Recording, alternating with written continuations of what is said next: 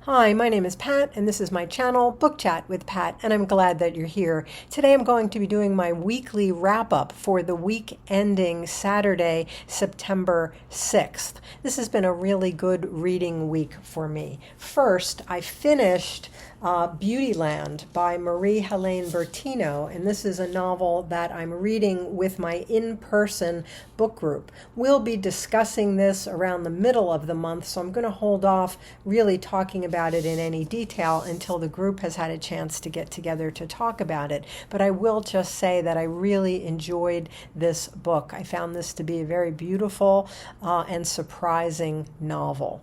Next, this week, I also finished Madeleine Thien's newest novel, The Book of Records.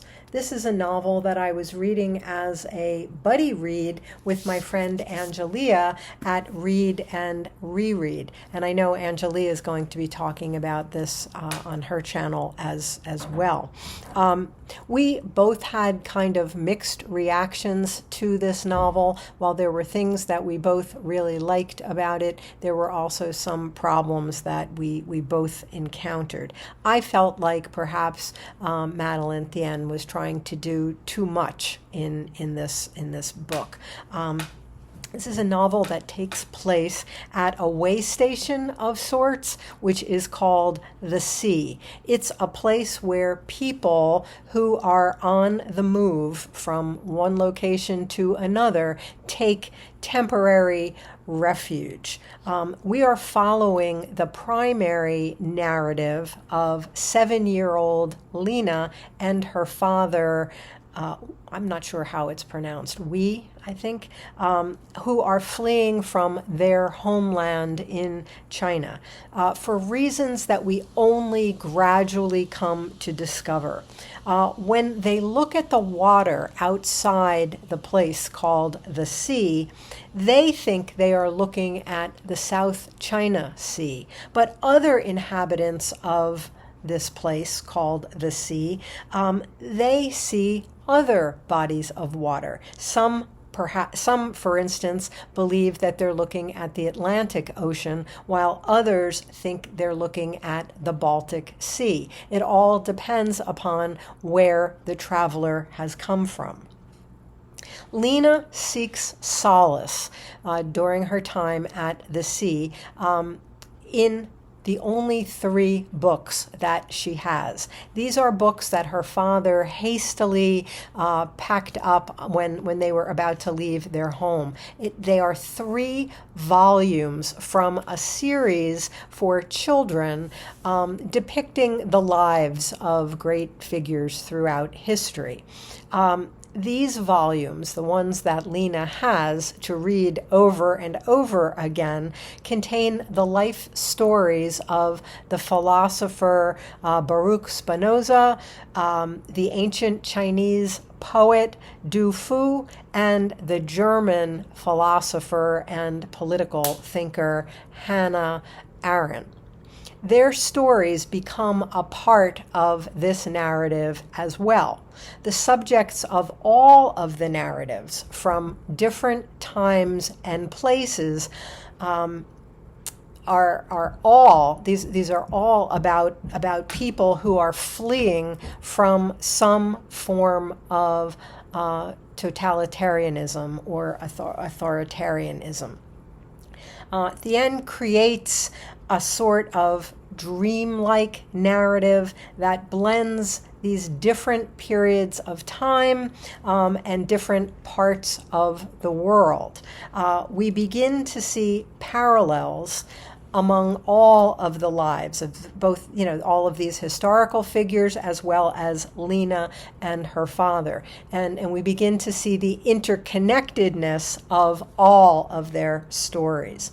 I was deeply interested in the story of Lena and her father, and I also became very interested in the life of Hannah Arendt.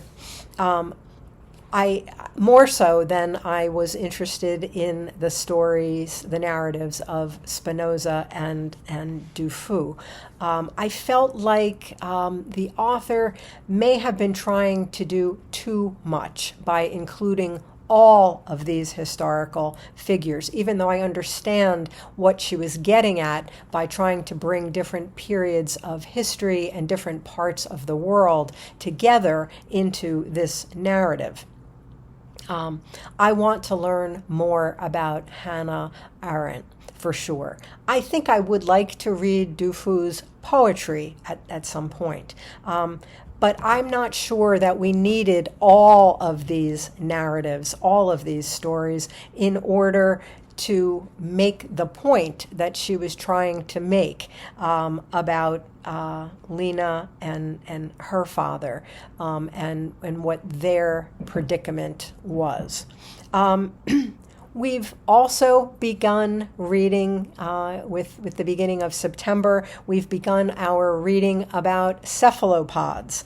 And this is for the reading event entitled Octember, which was created by my friend James at Quaint and Curious Volumes. And I'll list all of the people who are participating in this event in the notes below.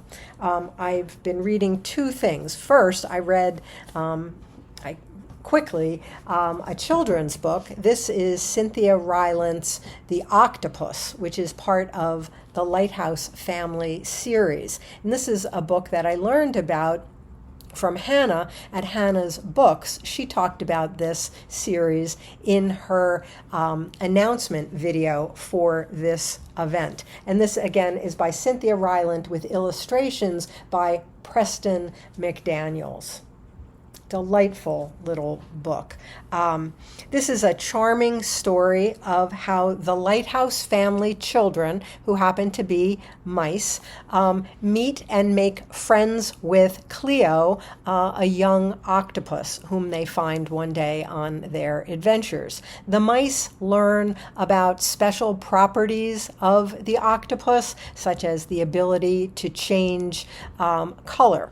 And the Lighthouse family and Cleo's octopus family become friends. A very, very sweet story that I'm going to pass on to some of the children in my life. I've also started a work of speculative fiction featuring an octopus, or several octopuses, we decided. It's not octopi. And that's Ray Naylor's The Mountain in the Sea.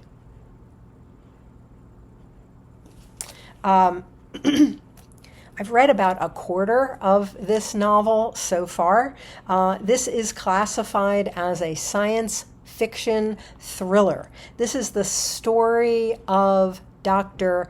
Thien, I think that's how you say her name, whose research is on communication across species. She arrives on an island which has been purchased by a big corporation.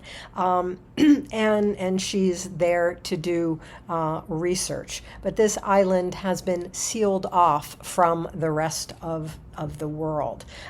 Before the island's population had been removed and relocated, there were rumors about some kind of a huge sea monster that was basically wreaking havoc on human life, leaving death in its wake. Well, what Dr. Ha discovers is far more interesting than the rumors of this sea monster. She discovers a species of octopus that has developed symbolic speech, symbolic communication, rather, enabling the sharing of information, the sharing of knowledge across generations. And this octopus society does not welcome human intrusion. This is a really fast-paced novel. It's very, very thought-provoking, and it's telling a really exciting narrative. The reading experience I'm having where I'm feeling really compelled to just keep going, to read chapter after chapter, feels much like the experience I had recently reading Adrian Tchaikovsky's novel Children of Time. Next, I have begun reading Rabih Alameddine's The Angel of History. This is a novel that I'm reading with the Pineiro Project. We've reconvened to read this novel together, and we will be reading it and discussing it over the first 3 weeks of September. So this week we read the first third of the novel. This is the story of Jacob, a poet and the son of a Yemeni prostitute. He is, the present tense of the novel takes place over the course of one day. This poet is in the process of experiencing a mental breakdown. He's in the waiting room at a psychiatric hospital. That's where the present tense of the novel is. But most of the story gets told, well, it gets told in a variety of ways, but it gets told through a dialogue between Satan and death and between journal entries that Jacob has written. And basically it's told in flashbacks over many, many years. Years before Jacob had lost his partner and most of his friends to AIDS. Now trying to check himself into the hospital because he's hearing voices again, he basically recounts for us his entire life story. Satan taunts Jacob. Satan wants Jacob to remember and to articulate his very painful past, whereas death advocates for forgetting about the past, for letting go of the past, and in fact, letting go of life. One of the things that we've observed in our discussion so far, we're having a discussion in Voxer, is the extraordinary power of Alameddine's writing, where he can narrate these absolutely horrendous events that have occurred in Jacob's life through these many different voices so that we both feel his suffering very profoundly as we're reading, but then also at times, just because of the many different voices telling the story, we can also find absolute humor in the absurdity of some of the events that have occurred, some of the situations that Jacob has endured in his life. The voices, the different voices telling the story are incredibly engaging, especially Satan's voice. There are references to Milton all throughout this book. You know, Milton's Satan of Paradise Lost Satan quotes from the book, quotes from Paradise Lost liberally. The parallels are meant to be deliberate, although Alameddine's Satan is much more humorous than Milton's. More about this book in the weeks to come as we continue to read and to talk about it in our Voxer chat. So that's what I've been up to this week. More to come on several of these books and these events as the month progresses. As always, I thank you for watching. I hope that you're doing well. I'll speak with you again soon. Take care.